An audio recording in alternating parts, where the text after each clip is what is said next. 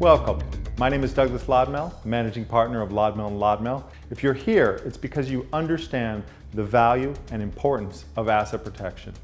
My job is to give my clients what they really want most, which is peace of mind. It begins with you choosing the right attorney and making sure that attorney can walk you all the way to the finish line if you ever find yourself in a real litigation crisis.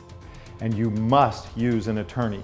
If you do not use an attorney, you can have no expectation of an attorney-client privilege.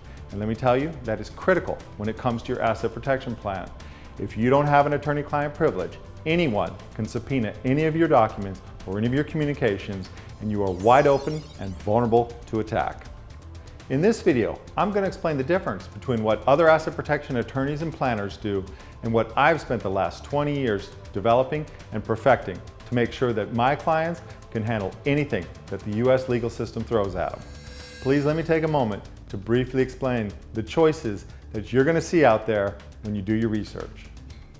First of all asset protection plans begin with what's called a self-settled spendthrift trust, or SSST. This trust allows you to settle the trust for yourself as the beneficiary and allows you to put in what are called spendthrift provisions. These provisions allow you to protect the assets from your creditors while still enjoying their use and benefit. And this component is really the critical piece to what an asset protection trust really is. Prior to the 1980s, there was no asset protection, at least not specifically. In 1984, they passed the Cook Islands Trust Act, which allowed for the creation of the self-settled spendthrift trust. The Cook Islands will not respect any other country's court orders or judgments, and this includes the United States. Basically, it is very, very difficult to extract assets from a Cook Islands trust. However, there are some costs and considerations when creating an offshore asset protection trust. First of all, you got to get comfortable with a faraway offshore jurisdiction and a trustee in that jurisdiction having control of your assets. You also have to deal with IRS reporting requirements. The IRS wants to know what you have in your offshore trust. This means filing IRS Form 3520 and 3520A every year. This is a full balance sheet disclosure of all the assets of the trust. Also, there are FBAR filing requirements for any offshore accounts that the trust might own. And just recently added this year are new FACTA requirements, which are likely to increase as the years go on. There are also fees and costs for the offshore jurisdiction and the trustee. These run anywhere from $5,000 to $10,000 a year, depending on your choices. The bottom line is that if you want the strongest form of asset protection anywhere in the world, a fully triggered, fully foreign Cook Islands trust cannot be beat.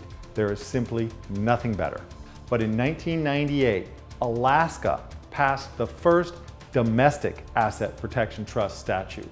This allowed for a domestic creation of a self-settled spendthrift trust. Now, we have 14 US states that have followed suit and more considering doing so every day. The benefits of this are there is no foreign offshore jurisdiction or trustee that you have to get comfortable with. There's also no IRS foreign filing requirements like the 3520, the FBAR, or the FACTA forms. And you can expect the costs to be a little bit lower. Basically, the Domestic Asset Protection Trust has handled all the downsides of the offshore trust. However, there's still one big problem. The trust, the trustee, the trust company, and the beneficiaries are all in the United States and subject to the US courts. There is simply no way any US state can ignore the judgments and court orders of any other US state.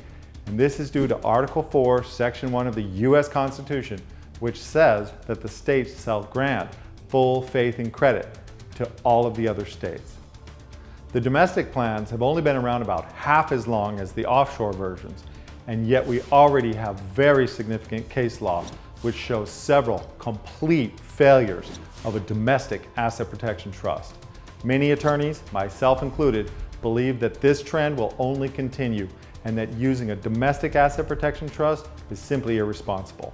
There are also a myriad of other domestic trusts that are being marketed as asset protection trusts. These include special power of appointment trusts, or Section 541 trusts, and the fact that they are being marketed as such is, in my opinion, misleading.